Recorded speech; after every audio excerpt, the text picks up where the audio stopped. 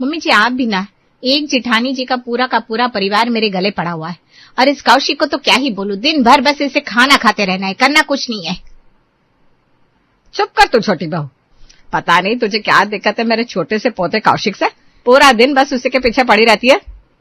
छोटा सा कौशिक? मम्मी जी शायद आप भूल रही है, 2 साल पहले आपके छोटे से कौशिक की शादी हो गई थी, और उसकी बीवी आपके छोटे से कौशिक के छोटे कौशिक को लाने की तैयारी में है और मां बनने वाली है।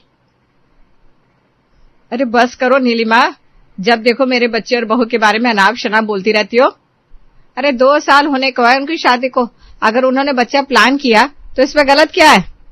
नहीं नहीं दीदी, बुरा तो कुछ भी नहीं है, बस बात इतनी सी है कि आपके कौशिक का खर्चा तो हमने उठा लिया, पर उसके छोटे कौशिक का खर्चा हम नहीं संभाल पाएंगे। अरे तो क्या इतने सारे पैसे लेकर जहन्नुम में जाएगी? पूरा दिन बस खर्चा खर्चा खर्चा। कौशिक की शादी के वक्त भी यही रट लगाया था तूने कि घर पर नई बहू आएगी तो उसका खर्चा नहीं संभाल पाएंगे। अब घर पर जब बच्चा आने वाला है तो भी यही रट। यही तो दिक्कत है मम्मी जी, शादी के पहले से ताने मार रही हूँ, पर उस बेशर्म के कान पर जूं नहीं रेंगती। अब तो ताने भी खाने के साथ अचार की तरह चटकारे लेकर खा जाता है। घर की चलते कलेश के बीच कौशिक सीढ़ियों से उतरता हुआ नीचे आता है। अरे मम्मी चाची क्यों झगड़ रहे हो, मेरी बात सुनो। आपको पता है आज मैंने एक और जॉब ठुकरा दी। क्या जरूरत थी ठुकराने की? अरे चाची सैलरी अच्छी थी लेकिन घर से दूर दूसरे शहर में था, और आपको तो पता है मुझे घर के इस ऐशो आराम को छोड़कर कहीं और जाना अच्छा ही नहीं लगता। और अपने चाचा चाची है ना, उनके होते क्या ही टेंशन। हाँ बेटा, तुझे कहीं और जाने की जरूरत ही क्या है। अरे मैं तो कहती हूँ तुझे कुछ करने की भी जरूरत नहीं है, तेरे चाचा तुम लोगों के लिए ही तो कमा रहे, तू बस अपनी बीवी का ख्याल रख। गायत्री की बात सुनकर नीलिमा गुस्से से अपने हाथ में पकड़ा बर्तन जोर से टेबल पर पटकते हुए अंदर चली गई। पता नहीं चाची पूरा टाइम इतना हिटलर क्यों बनी रहती है। अरे पैसों की कमी थोड़ी ना है, फिर भी पता नहीं क्यों हम पर इतने जुल्म ढाती रहती है, जालिम चाची कहीं की। कुछ दिन और निकलते हैं। केशवी तारा के कमरे में बैठी उसे अपना सामान दिखा रही थी। भाभी ये देखिए, मैं और मेरे दोस्तों ने मनाली ट्रिप प्लान की है, वहां जाने के लिए हमने बहुत सारी नई ड्रेस भी ली है। अच्छी है ना? हाँ केशवी, ये सारी ड्रेसेस बहुत सुंदर है, तुम इनमें बहुत सुंदर लगोगी। हाँ, अब बस मेरी जालिम चाची इस ट्रिप के लिए मान जाए, वरना उनको तो सिर्फ पैसों की ही पड़ी रहती है। अरे तुम टेंशन ना लो, वो मान जाएगी, तुम उनसे बात तो करो जाकर।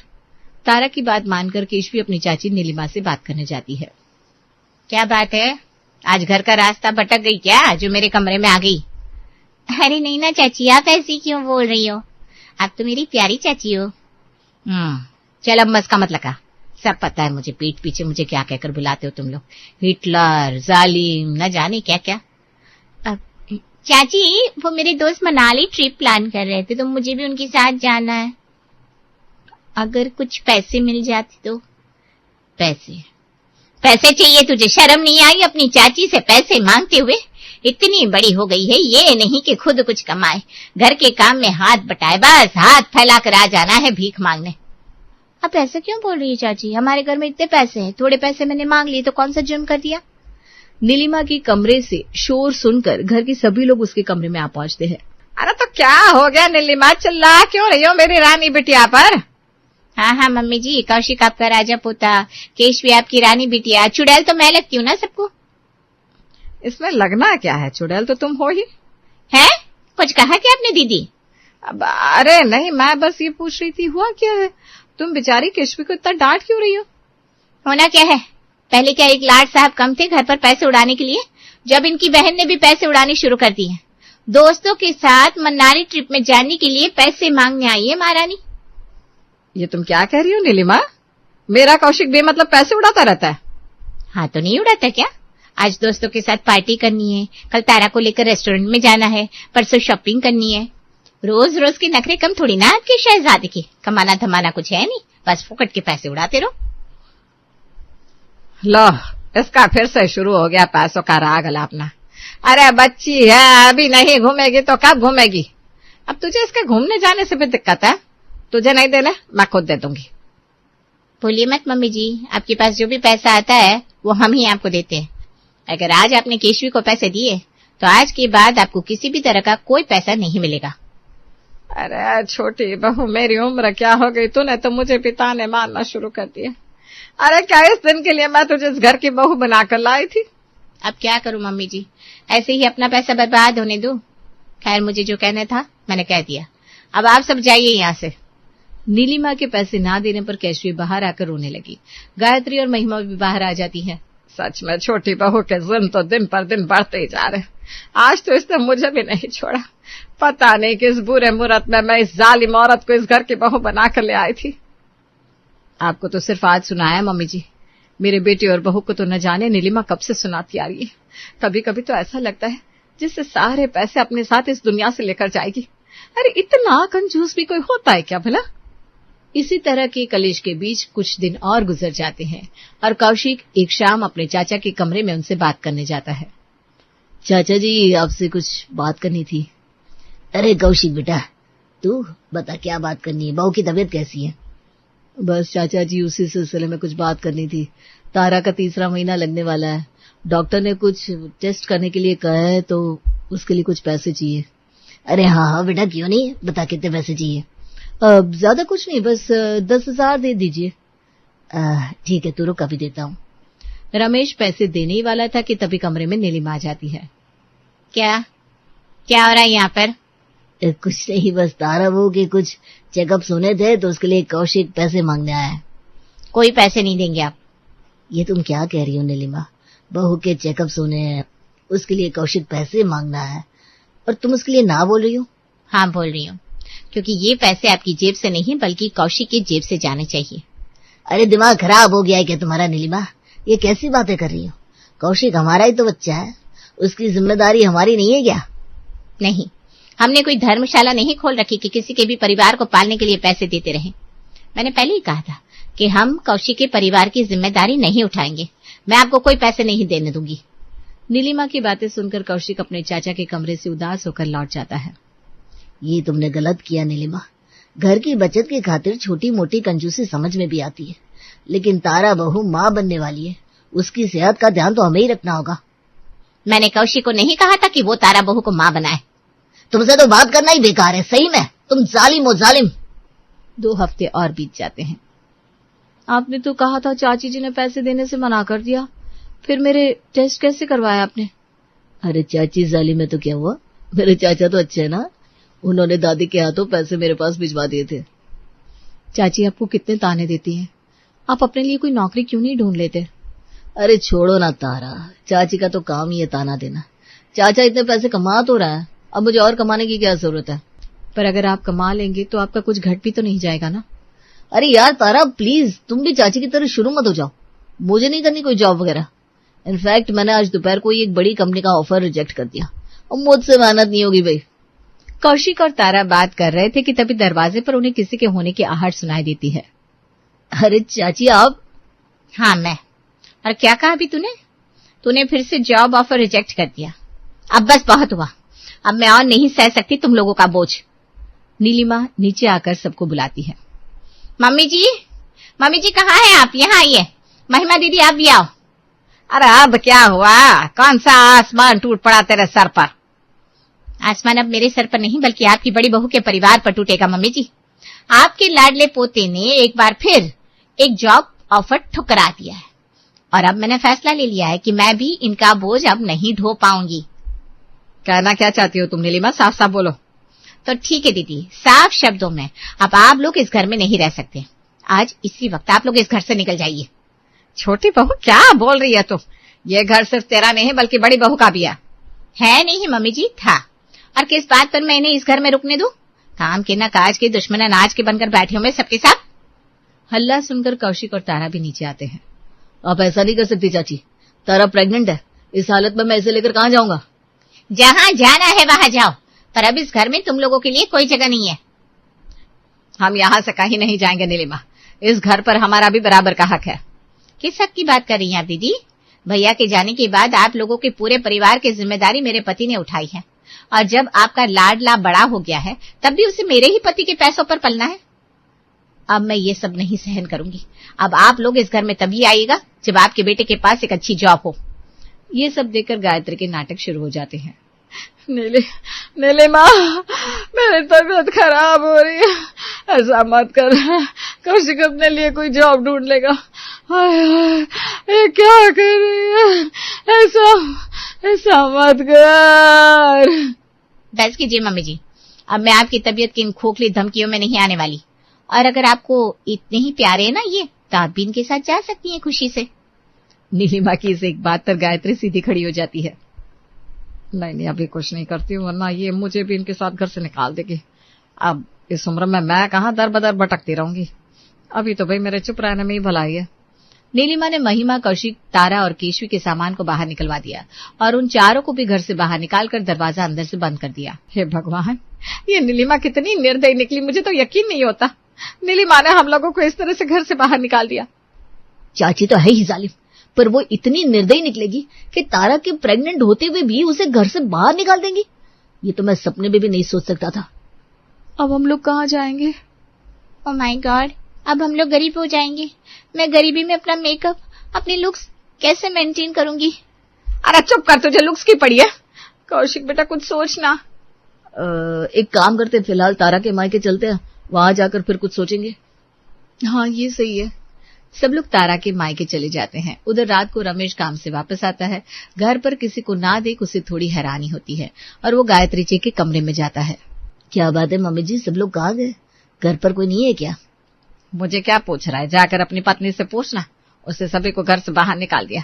मुझे भी निकालने वाली थी, वो तो भगवान का लाख लाख शुक्र जो उसने मुझे बख्श दिया। क्या घर से निकाल दिया मतलब? अरे आज भी कौशिक को जॉब ना करने पर ताने दे रही थी, फिर बात बढ़ते बढ़ते उसने उन सबको ही घर से निकाल दिया। कहा कि अब उनका इस घर पर कोई हक नहीं है। क्या नीलिमा ने ऐसा कहा उन सबको? मैं अभी उससे बात करता हूँ।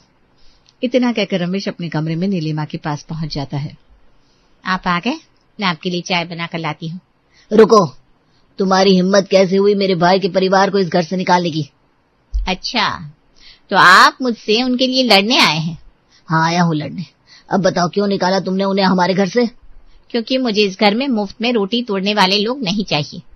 अरे कौशिक बड़ा हो गया है, बाप बनने वाला है, अब उसके बच्चे के भी खर्चे हम ही उठाते फिरेंगे क्या? हाँ तो तुम्हें क्या दिक्कत हो रही है? काम मैं करता हूँ, पैसे मैं कमा रहा हूँ। मैं अपने पैसे किसी को भी दूं, तुम्हें फर्क नहीं पड़ना चाहिए।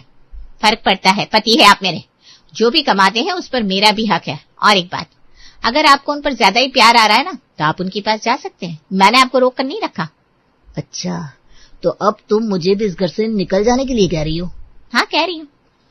अब अगर आइंदा इस बात पर आपने मुझसे झगड़ा किया ना, तो आपका सामान भी घर से बाहर मिलेगा। इतना कहकर नीलिमा गुस्से में कमरे से बाहर निकल गई। अरे रे, इतने दिनों से सिर्फ इसका जालिमपना दूसरों के लिए था, अब तो घर पर कोई बचा ही नहीं। मुझे भी बचकर रहना होगा, वरना मुझे ये जालिम औरत अपने जुल्म का शिकार बना लेगी। दूसरी तरफ तारा के घर पर। अब आप ही बताइए समधन जी, ये भी कोई बात हुई? घर पर इतना पैसा होते हुए भी मेरा बेटा कौशिक बाहर क्यों काम करे? बात तो आपकी ठीक है महिमा जी, अब भला अपने ही परिवार के साथ ऐसा कोई करता है क्या? ऊपर से नीलिमा जी की निर्दयता तो देखिए। मेरी बेटी प्रेग्नेंट है, इस बात का जरा भी ख्याल नहीं आया उनको। सच में आपकी देवरानी एक नंबर की जालिम औरत है। नीचे होती हुई इन चुगलियों से परे तारा और कौशिक तारा के रूम में बैठे थे। अब भी आप कोई जॉब नहीं ढूंढेंगे कौशिक जी? देखिए, आपको पता ही है कि हमारे घर पर पैसों की तंगी चलती रहती है। मम्मी अपना खर्चा पापा के पेंशन के पैसों से चलाती है। उस छोटे से अमाउंट में हमारा खर्चा नहीं चल पाएगा। हाँ तारा, बात तो तुम सही कह रही हो। अब लगता है मुझे अपने लिए कोई जॉब ढूंढनी ही पड़ेगी। कौशिक तुरंत जॉब की खोज में अपने दोस्तों को फोन करने लगता है। 3 दिन बाद, तारा मुझे जॉब मिल गई, अब तुम्हें फिक्र करने की कोई जरूरत नहीं है। अब मैं तुम्हारी और हमारे बच्चे की जिम्मेदारी बहुत अच्छी तरीके से उठा सकता हूँ। आप सच कह रहे हैं। भगवान का बहुत बहुत शुक्रिया जो उन्होंने आपको इतनी जल्दी जॉब दिलवा दी। बस अब मिलेगा उस नीलिमा को करारा जवाब। बहुत ताना मारती थी ना तेरे जॉब ना करने पर, अब अपने जॉब की पहली सैलरी तो उसको ही दे आना। 6 महीने बीत जाते हैं। कौशिक बहुत अच्छे से अपनी जॉब संभाल रहा था और अपने परिवार के साथ एक नए घर पर शिफ्ट भी हो गया था। इन 6 महीनों में उसे और तारा को एक बेटी भी होती है। चल बेटा, अब वक्त आ गया है तेरी चाची को उसके किए का अफसोस दिलाया जाए, और मेरी पोती को उसके छोटे दादू और परदादी का आशीर्वाद भी तो दिलवाना है। हाँ माँ, अब सही कह रही हो, हम आज ही उस घर पर जाएंगे। कौशिक तारा और महिमा जी को लेकर वापस अपने घर लौटता है और साथ में तरह तरह की मिठाइयां भी लेकर आता है। चाचा, चाची, कहाँ हैं आप? इतने दिनों बाद कौशिक की आवाज सुनकर गायत्री, रमेश और नीलिमा बाहर आते हैं। कौशिक दौड़कर नीलिमा के गले से लग जाता है। थैंक यू चाची, थैंक यू सो मच। आप ग्रेट हो, आपके जैसा और कोई नहीं। ये क्या बोल रहा है तू कौशिक? याद नहीं क्या किस तरह इसने तुम लोगों को इस घर से बाहर निकाला था? याद है दादी, सब याद है। उन्होंने उस दिन हमें इस घर से निकाला था, तभी तो आज मैं इतना सक्सेसफुल बन पाया हूँ। आज मेरे पास खुद का एक घर है, गाड़ी है, और मैं अपने परिवार की जिम्मेदारी पूरी तरीके से उठा सकता हूँ। चाची ही तो है जिन्होंने मुझे अपने पैरों पर खड़ा होना सिखाया है। कौशिक की बात पर सभी सोच में पड़ जाते हैं। नीलिमा की आंखें खुशी के आंसू से भर उठती है। हाय मेरा बच्चा, आखिरकार तुझे मैंने आत्मनिर्भर बना ही दिया। तू अपने पैरों पे खड़ा हो गया। मतलब ये सब नाटक था? हाँ चाचा जी, चाची जी ने ये सब कौशिक जी को जिम्मेदार बनाने के लिए किया था। बताओ, हम सब तुमको जालिम समझते रहे नीलिमा, पर असली परवरिश तो मेरे बच्चे को तुमने दी है। अरे दीदी, मेरे भी तो बच्चे हैं ना। अब हम सब लोग साथ में रहेंगे। अच्छा चलो, अब बस बहुत हुआ, मुझे अपनी पोती की मुंह दिखाई तो करने दो। हाँ हाँ, क्यों नहीं। अब ये भी तो जालिम चाची की गोद में खेलेगी। सुनिए जी, अमित अब बड़ा हो चुका है। आपको इसकी शादी वादी की कुछ पड़ी भी है या नहीं? अच्छा हुआ तुमने बात निकाली, मैं तुमसे इस बारे में बात करने ही वाला था। क्या बात करने वाले थे? मैंने तो यहाँ अमित के लिए लड़की भी देख ली है। अरे क्या हुआ बेटा? ले पानी पी ले। अरे माँ, इतनी जल्दी क्या है? अरे जल्दी वल्दी कुछ नहीं, पढ़ाई लिखाई हो गई, नौकरी लग गई, अब और क्यों रुकना। मैंने लड़की देख रखी है तुम्हारे लिए। अरे माँ, एक बार अमित भैया से भी तो पूछो कि उन्होंने ऑलरेडी अपने लिए कोई लड़की तो नहीं देख रखी। अरे चुप कर तू। नहीं, वो सही कह रहा है, एक बार अमित से पूछना जरूरी है। अमित बेटा, क्या तुम्हें कोई लड़की पसंद है? अमित थोड़ा हड़बड़ा जाता है। वो पिताजी, मैं कह रहा था कि... अरे शर्माओ मत बेटा, हमें बता दो, हम लड़की से और उसके माता पिता से मिलकर बात कर लेंगे। वो पिताजी, मैं आपको शाम को बताता हूँ। शाम हो जाती है। अमित ऑफिस से आ जाता है। सब लोग बैठकर टीवी देख रहे थे। तभी माँ फिर से अमित को शादी के बारे में पूछती है। अमित, तुम सुबह बताने वाले थे ना शादी के बारे में? हाँ बेटा, जो भी है अभी बता दो, वरना तुम्हारी माँ तुम्हारी शादी किसी और से तय कर देगी। तुम जानते हो ना अपनी माँ को। अरे वाह, भैया की शादी, ये बोलो अमित। माँ, एक लड़की है बिना, वो मेरे कॉलेज में ही पढ़ती थी, तभी हमारा जम गया। मैं उसी से शादी करना चाहता हूँ। अगर आप लोगों को कोई एतराज़ ना हो तो। एतराज़ क्यों होगा, अभी तो हमें लड़की कौन है ये भी पता नहीं। अमित, हम लड़की से और उसके परिवार वालों से बिना मिले कैसे बता सकते हैं? तुम एक काम करो, परसों रविवार को लड़की और लड़की के माता पिता को मिलने के लिए बुलवा लो, फिर आगे देखते हैं क्या करना है। ठीक है माँ, मैं बताता हूँ बीना को। अमित रात को अपने कमरे में जाता है और बीना को फ़ोन लगाता है और बताता है कि उसके घर वाले बीना के घर वालों से मिलना चाहते हैं। अच्छा सुनो, मैंने तुमसे कहा था ना मेरे घर पे शादी की बात चल रही है। हाँ, तो मेरे घर वाले तुम्हारे माता पिता से परसों रविवार को मिलना चाहते हैं। अरे लेकिन ये कैसे मुमकिन है? मेरे घर वाले तो लंदन गए हैं घूमने। अरे मुझे तो ध्यान ही नहीं रहा। तुम अपने घर वालों से पूछो ना, हम लोग अगले रविवार मिल सकते हैं क्या? देखता हूँ उनसे पूछ के। अमित फ़ोन रख देता है। सुबह हो जाती है। अमित नाश्ता करने के लिए नीचे आता है तो देखता है माँ पहले से ही भड़की हुई है। वो फिर भी माँ से बीना के परिवार से अगले रविवार मिलने की बात करता है और फंस जाता है। सुनिए जी, मुझे अमित की बात बिल्कुल पसंद नहीं आई। क्यों भाई, क्या हुआ? अरे मैंने उसके लिए इतनी अच्छी लड़की देखी है और उसे किसी और से शादी करनी है। तभी अमित आ जाता है माँ से बात करने। माँ, क्या है? वो माँ, दरअसल बीना के घर वाले कुछ दिन के लिए बाहर गए हैं, तो क्या हम उन लोगों को अगले रविवार नहीं मिल सकते? देखो, मिलना है ना तो परसों ही मिलने बोलो। अगर रविवार को नहीं आएंगे तो मैं तुम्हारी शादी मेरी पसंद की लड़की के साथ तय कर दूंगी और वो लोग अगले रविवार को आने वाले हैं, समझे? ये कहकर माँ अंदर चली जाती है। अरे माँ, लेकिन सुनो तो। अमित बेचारा कुछ नहीं कह पाता। अमित ये बात बीना को बताता है और दोनों सोच में पड़ जाते हैं। अमित और बीना एक होटल में बैठे थे और कोल्ड ड्रिंक पी रहे थे। अरे बिना, मुसीबत हो गई। क्या हुआ? माँ ने कहा कि उसको तुम्हारे घर वालों से इसी रविवार को मिलना है, नहीं तो वो मेरी शादी उनकी पसंद की लड़की से तय कर देगी। अरे बाप रे, ये तो बहुत बड़ी मुसीबत हो गई। क्या तुम अपने घर वालों को जल्दी आने के लिए नहीं बोल सकती? मैं कोशिश कर रही हूँ, रुको मैं अभी उन्हें फ़ोन करके देखती हूँ। बीना घर वालों को फ़ोन करती है लेकिन उनका फ़ोन नहीं लगता। क्या हुआ? फ़ोन ही नहीं लग रहा। अब क्या करें? तुम्हारी माँ अगले रविवार के लिए नहीं मानेगी क्या? मुझे तो नहीं लगता कि वो मानेंगी। तो अब क्या करें? एक आइडिया है। क्या? क्यों ना हम तुम्हारे नकली माँ बाप को घर पे बुलाएं? लेकिन ये कैसे मुमकिन है? देखो, इससे माँ तो शांत हो जाएगी और फिर आगे का देख लेंगे। और कोई रास्ता नहीं है क्या? फिलहाल तो नहीं है। तो ठीक है, लेकिन किसे माँ बाप बनाएंगे? मैं कुछ नाटक कंपनी के लोगों को जानता हूँ, उन्हें ही बुला लेते। ठीक है।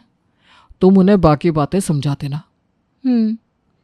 अमित बीना को फ़ोन करके बताता है कि उसने नाटक कंपनी वालों से बात कर ली है, लेकिन उन्हें कुछ और लोगों को भी तैयार रखना चाहिए जो बीना के माँ बाप बन सके, ताकि अगर नाटक कंपनी वाले किसी वजह से ना आ पाए तो किसी और लोगों को वो माँ बाप बना सकते हैं।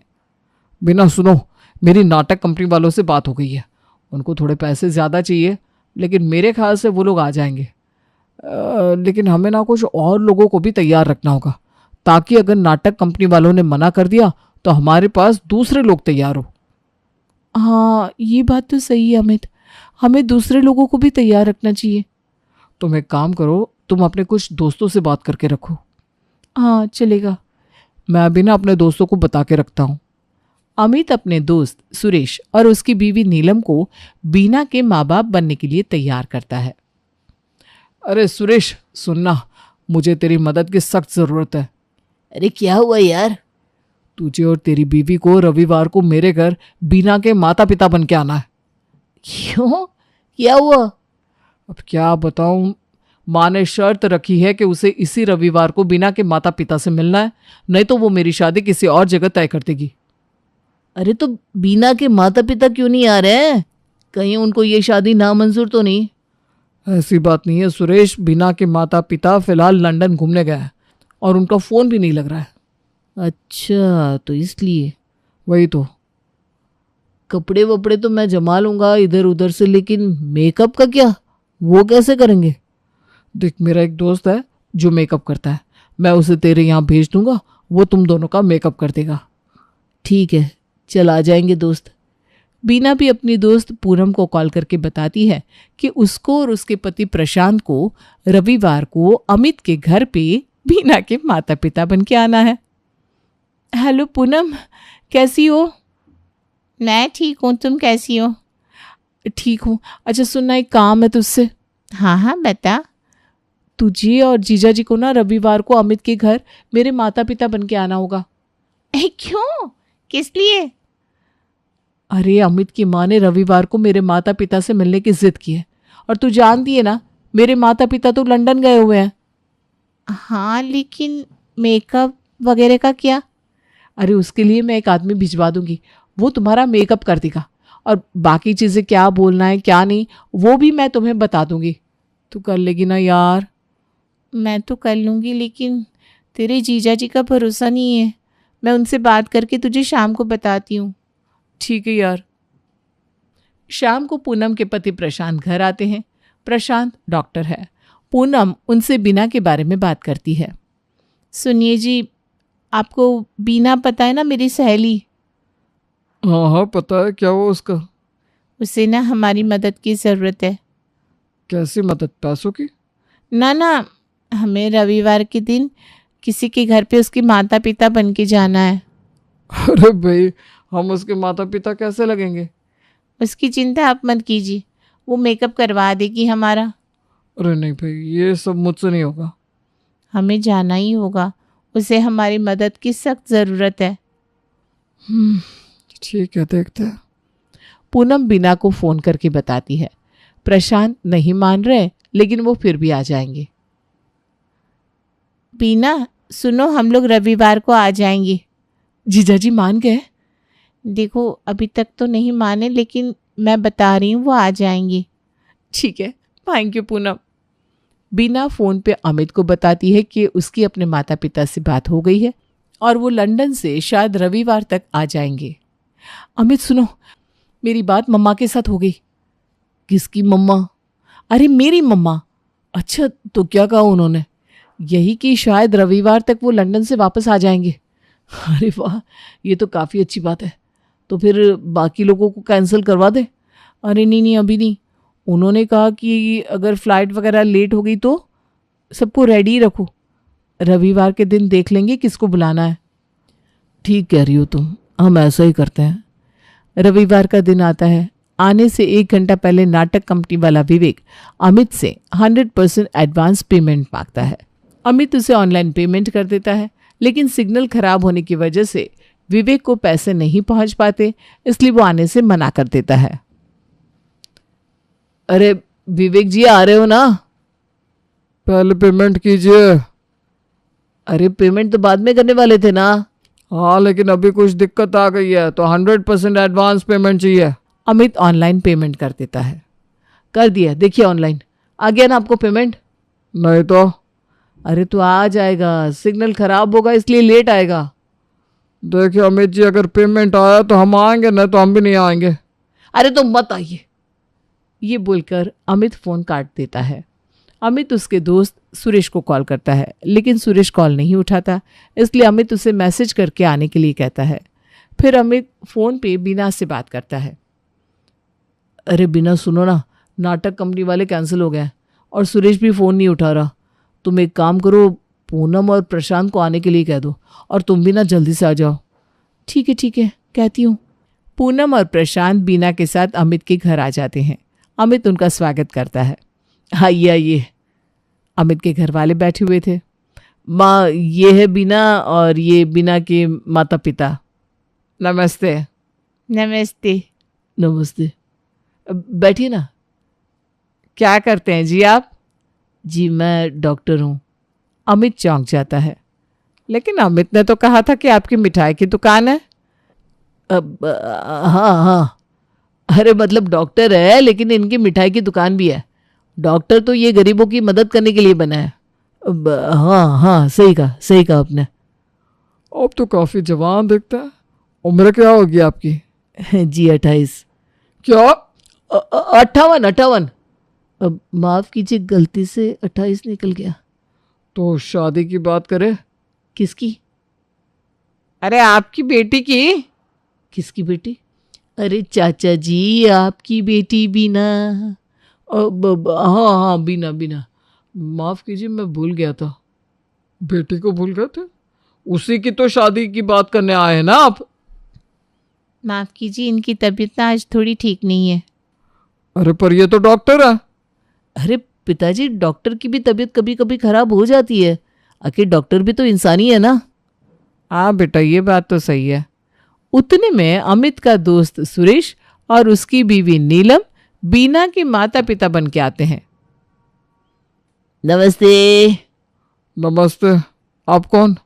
माफ़ कीजिए, पहचाना नहीं। जी हम बीना के माता पिता। माफ़ कीजिए, हमें थोड़ी देर हो गई। बीना, अमित और घर के बाकी सभी लोग चौंक जाते हैं। जी हम अंदर आए, बेटी की शादी की बात जो करनी है आपसे। है? सुरेश और नीलम अंदर आते हैं। अमित बेटा, अगर ये बीना के माता पिता हैं तो ये कौन है? ये कौन है? ये कह रहे हैं कि यही बीना के माता पिता है। बीना बेटी, तुमने बताया नहीं तुम्हारे 2 माता पिता हैं? बीना अमित को गुस्से से देखती है। अमित डर जाता है। अरे नहीं पिताजी, ये बीना के असली माता पिता है। तो ये लोग कौन है? ये तो मतलब ये मैं आपको बाद में समझाता हूँ ना। बीना, ये सब क्या है? अमित, ये सब क्या है? अब मेरे साथ अंदर चलिए, मैं आपको समझाता हूँ। माँ, आप लोग बैठ के बीना के माता पिता से बात कीजिए। अमित और बीना प्रशांत और पूनम को लेकर अंदर चले जाते हैं।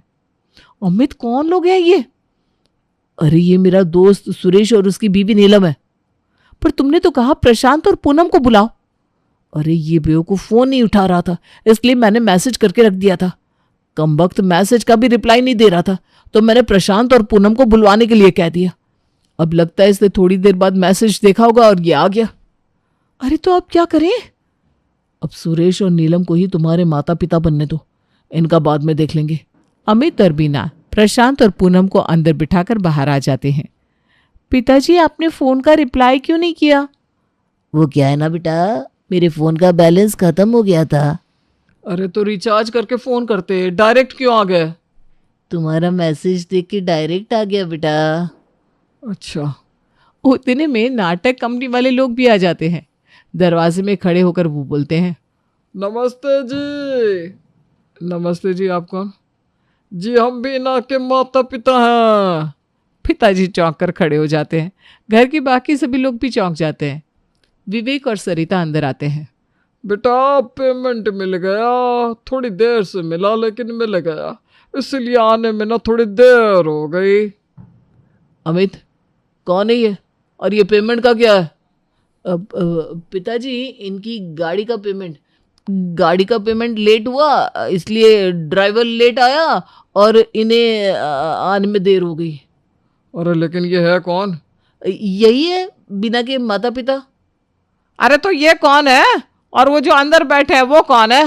मैं समझाता हूँ ना माँ, मैं समझाता हूँ। जी आप मेरे साथ अंदर चलिए। बीना, जरा मेरी मदद करो। अमित और बीना सुरेश और नीलम को अंदर लेकर जाते हैं, जहां प्रशांत और पूनम पहले से बैठे हुए थे और ये सब देख रहे थे।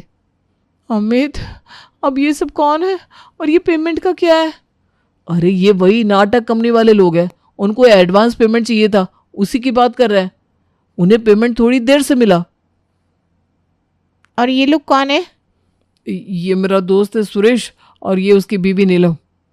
चलो बाहर चलते हैं। हे भगवान। अमित और बीना बाहर आते हैं। विवेक अमित के माता पिता से बात कर रहा था। तो समदन जी, मैं आपसे कह रहा था कि... उतने में बीना के असली माता पिता आ जाते हैं। दरवाजे पे खड़े होकर वो भी, नमस्ते जी। नमस्ते। अब ये कौन है? इन्हें तो मैंने नहीं बुलाया और इन्हें तो मैं जानता भी नहीं हूं। जी आप कौन? जी हम बीना के माता पिता हैं, डायरेक्ट लंदन से आए हैं यहाँ। अमित, ये क्या चल रहा है यहाँ पर? जी यही है मेरे असली माता पिता। तो ये कौन है?